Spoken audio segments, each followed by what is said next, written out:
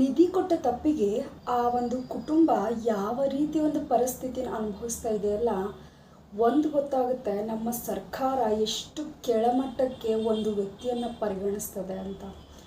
ಯಾವುದೇ ಕಲ್ಮಶ ಇಲ್ಲದೆ ತನ್ನ ಹತ್ತಿರ ಇರೋವಂಥ ತನ್ನದಲ್ಲದ ವಸ್ತುಗಳನ್ನು ಗೌರ್ಮೆಂಟಿಗೆ ಏನಾದ್ರು ಹ್ಯಾಂಡ್ ಓವರ್ ಮಾಡಿದ್ರೆ ಆ ಒಂದು ವ್ಯಕ್ತಿಯನ್ನು ಜನ ಯಾವ ಥರ ನೋಡ್ತಾರೆ ಅನ್ನೋದನ್ನು ಈ ಒಂದು ವಿಡಿಯೋ ಆಯಿತು ಅಥವಾ ಈಗ ನಡೆದಿರುವಂತಹ ವಿಚಾರ ಬಹಳ ಸೂಕ್ಷ್ಮ ರೀತಿಯಿಂದ ಗಮನಿಸ್ಬೋದು. ಸೊ ಆ ನಿಧಿ ಏನು, ಯಾರಿಗೆ ಕುಟುಂಬಸ್ಥರಿಗೆ ಕಣ್ಣೀರು ಹಾಕಕ್ಕದ ಅಂಥೇಳಿ ಈ ವಿಡಿಯೋದಲ್ಲಿ ನಾನು ನಿಮ್ಗೆ ಸಂಪೂರ್ಣವಾಗಿ ಹೇಳ್ತೀನಿ. ಅದಕ್ಕಿಂತ ಮುಂಚೆ ಯಾರು ನನ್ನ ಚಾನಲ್ನ ಸಬ್ಸ್ಕ್ರೈಬ್ ಮಾಡ್ಕೊಂಡಿಲ್ಲೋ ಸೊ ಪ್ಲೀಸ್ ಸಬ್ಸ್ಕ್ರೈಬ್ ಮಾಡ್ಕೊಳ್ಳಿ ಅಂತ ಹೇಳ್ತಾ, ಸೊ ನಾ ಹೇಳಿದೆ ನಿಮ್ಗೆ, ನಿಧಿ ಅನ್ನೋದು ಒಂದು ಮನುಷ್ಯನ ಜೀವನವನ್ನು ಬದಲಾವಣೆ ಮಾಡ್ತದೆ. ಮತ್ತು ಇನ್ನೊಂದು ಅದೇ ಮನುಷ್ಯನಿಗೆ ಲೋಭ ಅಂದರೆ ಆಸೆ, ದುರಾಸೆಗೆ ಒಂದು ಮಾರ್ಗ ಆಗ್ತದೆ. ಸೊ ಇಲ್ಲೂ ಕೂಡ ಅದೇ ರೀತಿ ಆಗದ. ಗದಗ ಅನ್ನೋ ಒಂದು ಜಿಲ್ಲೆಯಲ್ಲಿ ಲಕ್ಕುಂಡಿ ಅನ್ನೋ ಒಂದು ಗ್ರಾಮದೊಳಗೆ ಇವಾಗ 4 ದಿನದ ಹಿಂದೆ ಒಂದು ನಿಧಿ ಪತ್ತೆ ಆಗಿರ್ತದೆ. ಅದು ಯಾವ ರೀತಿ ಅಂತಂದ್ರೆ ಮನೆಗೆ ಪಾಯ ಹಾಕೋ ಒಂದು ಪರಿಸ್ಥಿತಿ ಬರ್ತದೆ. ಸೊ ಮನೆ ಕಟ್ಟೋ ಒಂದು ಸ್ಥಿತಿಯೊಳಗೆ ಆ ಒಂದು ಮನೆಯವರು ಪಾಯ ಹಾಕುವಂಥ ಸಂದರ್ಭದೊಳಗೆ ಅವರಿಗೆ ಒಂದು ನಿಧಿ ಸಿಗ್ತದೆ. ಅದು ಮಣ್ಣಿನ ಮಡಿಕೆಯೊಳಗೆ ನಿಧಿ ಸಿಗ್ತದೆ. ಸೊ ಆ ನಿಧಿಯನ್ನು ಇವ್ರು ಏನು ಮಾಡ್ತಾರೋ, ನಮ್ಮದು ಅಲ್ಲದ ವಸ್ತುವನ್ನು ನಮ್ಮ ಹತ್ರ ನಾವು ಯಾಕೆ ಇಟ್ಕೋಬೇಕು, ಇದನ್ನು ನಾವು ಸರ್ಕಾರಕ್ಕೆ ಕೊಡೋಣ ಅಂಥೇಳಿ ಇಡೀ ಮನೆಯವರೆಲ್ಲ ಕೂಡಿ ನಿರ್ಧಾರ ಮಾಡಿದಾಗ ಆ ಮನೆಯವರು ಆ ಒಂದು ಆ ಒಂದು ಆಭರಣವನ್ನು ಹೋಗಿ ಯಾರು ಕಾನೂನಿಗೆ ಕೊಡ್ತಾರೆ, ಸರ್ಕಾರಕ್ಕೆ ಕೊಡ್ತಾರೆ, ಪೊಲೀಸರಿಗೆ ಕೊಡ್ತಾರೆ. ಸೊ ಇದೆಲ್ಲ ಕೊಟ್ಟು ಆದಮೇಲೆ ಎಲ್ಲ ಜನರಿಗೂ ಕೂಡ ನಿಧಿ ಸಿಕ್ಕಿರೋ ವಿಷಯ ಗೊತ್ತಾಗ್ತದೆ. ಸೊ ಗೊತ್ತಾದ ತಕ್ಷಣ ಎಲ್ಲರೂ ಆ ಒಂದು ಮನೆತನಕ್ಕೆ ಬಹಳ ಅಭಿನಂದನೆಯನ್ನು ಸಲ್ಲಿಸ್ತಾರೆ. ಅದಾದ್ಮೇಲೆ ಏನಾಗ್ತದೆ, ಎಲ್ಲ ಪೊಲೀಸರು ಮತ್ತು ಆ ಒಂದು ಗದಗಿನ ತಾಲೂಕಿನ ಒಂದು ಅಧ್ಯಕ್ಷರು ಕೂಡ, ಸಚಿವರು ಕೂಡ ಎಲ್ಲರೂ ಬಂದು ಅವರಿಗೆ ಅಭಿನಂದನೆಯನ್ನು ಸಲ್ಲಿಸ್ತಾರೆ.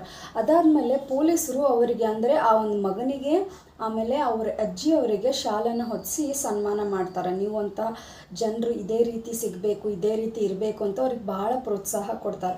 ಆದರೆ ಅವರು ಅಷ್ಟು ಕಷ್ಟಪಟ್ಟು ಮನೆ ಕಟ್ಟುವಾಗ ತಮ್ಮದಲ್ಲದ ವಸ್ತುವನ್ನು ಗೌರ್ಮೆಂಟಿಗೆ ಕೊಟ್ಟದ ಅಂಥೇಳಿ ಯಾವುದೇ ರೀತಿ ಒಂದು ಧನ ಸಹಾಯ ಮಾಡಲಿಲ್ಲ, ಯಾವುದೇ ರೀತಿ ಹಣದ ಒಂದು ಸಹಾಯವನ್ನು ಕೂಡ ಅವ್ರಿಗೆ ಕೊಡಲಿಲ್ಲ. ಕೇವಲ 2 ಶಾಲನ್ನು ಹೊದಿಸಿ ಅವರು ಮಾಡಿರೋ ಕೆಲವು ಸೇವೆಯನ್ನು ಈ ರೀತಿ ಹೇಳ್ಕೊಂಡ್ರು.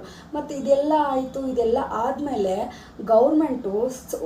ಗೌರ್ಮೆಂಟ್ಗೆ ಕೊಟ್ಟಿರೋ ಒಂದು ನಿಧಿನ ಆಯಿತು, ಒಳ್ಳೆ ಮನಸ್ಸಿಂದ ಕೊಟ್ಟರು, ಯಾವುದೇ ಕಲ್ಮಶ ಇಲ್ಲದೆ ಕೊಟ್ಟರು ಅಂಥೇಳಿ ತಗೊಂಡು ಅದರಿಂದ ಏನು ಆಗ್ತದಲ್ಲ ಅದನ್ನು ಕಾರ್ಯವನ್ನು ಮುಂದುವರಿಸೋ ಬದಲಾಗಿ ಇವ್ರು ಏನು ಮಾಡ್ತಾ ಇದ್ದಾರೆ, ಅವರು ಮನೆ ಕಟ್ಟುತ್ತಿರ್ತಾರಲ್ಲ ಆ ಒಂದು ಪ್ರದೇಶದಲ್ಲಿ ಈ ಒಂದು ಸರ್ಕಾರಕ್ಕೆ ಸೇರಿದ್ದ ಜಾಗ ಆಗ್ತದೆ. ಈಗ ಒಂದು ಸ್ವಲ್ಪ ದಿನದ ಕಾಲ ನೀವು ವೇಟ್ ಮಾಡಿರಿ, ಆಮೇಲೆ ನಾನು ನಿಮ್ಗೆ ಈ ಒಂದು ಜಾಗನ ಕೊಡ್ತೀನಿ ಅಂತ ಹೇಳಿದಾಗ ಅಲ್ಲಿ ಎಲ್ಲೋ ಒಂದು ಕಡೆ ಮನೆಯವರಿಗೆ ಅನುಮಾನ ಬರ್ತದೆ.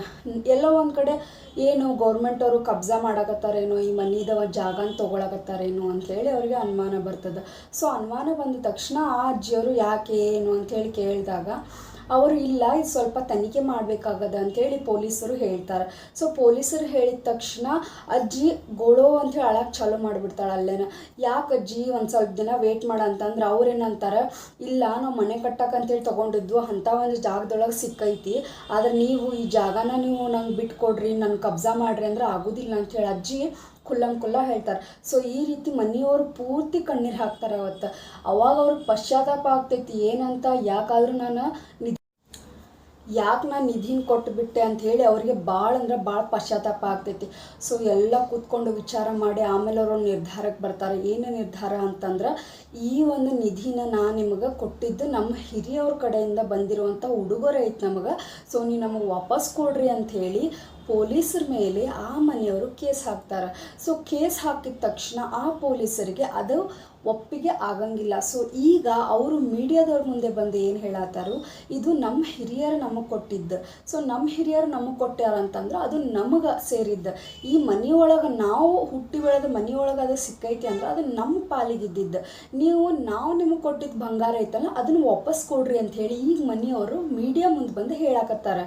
ಸೊ ಈ ಒಂದು ವಿಷಯ ಎಲ್ಲ ಕಡೆ ಹರಡಾಕತ್ತೈತಿ. ಸೊ ಇದ್ರ ಮೇಲೆ ಆ ಸರ್ಕಾರ ಯಾವ ರೀತಿ ಒಂದು ಆ್ಯಕ್ಷನ್ ತೊಗೊಳ್ತೈತಿ, ಏನನ್ನು ಜಾರಿಗೆ ತರ್ತೈತಿ, ಆ ಮನೆಯವ್ರಿಗೆ ಏನು ಹಂಗೆ ಸಹಾಯಧನ ಕೊಟ್ಟು ಬಾಯಿ ಮುಚ್ಚಿಸ್ತಾರೋ ಅಥವಾ ಅವ್ರಿಗೆ ಬಂದಿದ್ದ ಪಾಲಿಗೆ ಬಂದಿದ್ದ ನಿಧಿನೂ ವಾಪಸ್ ಕೊಡ್ತಾರೋ ಅಂಥೇಳಿ ಯಾವುದೂ ಇನ್ನೂ ಮಟ್ಟ ಖಚಿತ ಆಗಿಲ್ಲ. ಆದರೆ ಇಲ್ಲಿ ಒಂದು ಸರ್ಕಾರದ ಒಂದು ಮುಖವಾಡ ಬಯಲಿಗೆ ಬರ್ತೈತಿ. ಸಹಾಯ ಅಂಥೇಳಿ ಕೇಳ್ಕೊಂಡು ಬಂದಾಗ ಸಹಾಯ ಮಾಡ್ತೇವೆ ಅಂಥೇಳಿ 4 ಮಂದಿ ಮುಂದೆ ತೋರಿಸೋವಂಥ ವ್ಯಕ್ತಿಗಳು ಗೌರ್ಮೆಂಟ್ ಲೇಬಲ್ ಹಾಕೊಂಡು ಕುಂತಿರ್ತಾರೆ.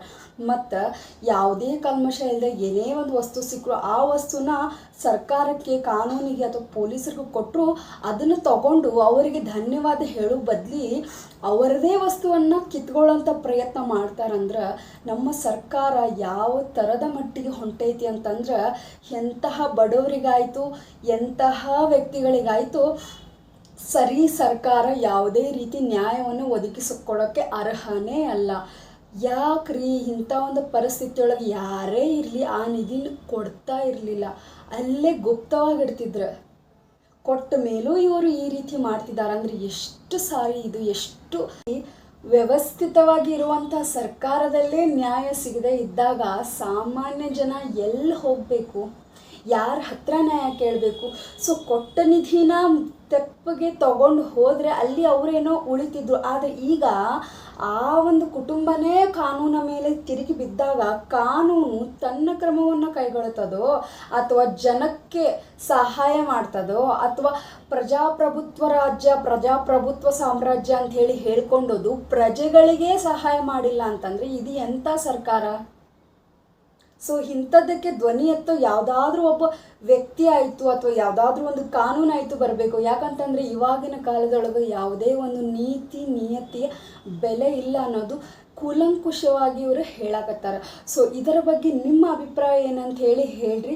ಅದಕ್ಕಿಂತ ಮುಂಚೆ ಯಾರು ನನ್ನ ಚಾನಲ್ಗೆ ಹೊಸದಾಗಿ ಬಂದಿದ್ದೀರೋ ಸೊ ಪ್ಲೀಸ್ ಸಬ್ಸ್ಕ್ರೈಬ್ ಮಾಡ್ಕೊಳ್ಳಿ ಅಂತ ಹೇಳ್ತಾ, ಯಾರು ನನ್ನ ಚಾನಲ್ನ ನೋಡ್ತಾ ಬಂದಿದ್ದೀರೋ so like and comment and share ಮಾಡಿ ಅಂತ ಹೇಳ್ತಾ, ಈ ಒಂದು ಸರ್ಕಾರದ ನೀತಿಗೆ, ಈ ಒಂದು ಸರ್ಕಾರದ ಕೆಲವು ಮಾನದಂಡಗಳಿಗೆ ಏನಂತ ಹೇಳ್ತೀರ ಅಂತ ಹೇಳಿ ನನಗೆ ಕಮೆಂಟ್ ಮಾಡಿ. So thank you so much, ಎಲ್ಲರಿಗೂ ಧನ್ಯವಾದಗಳು.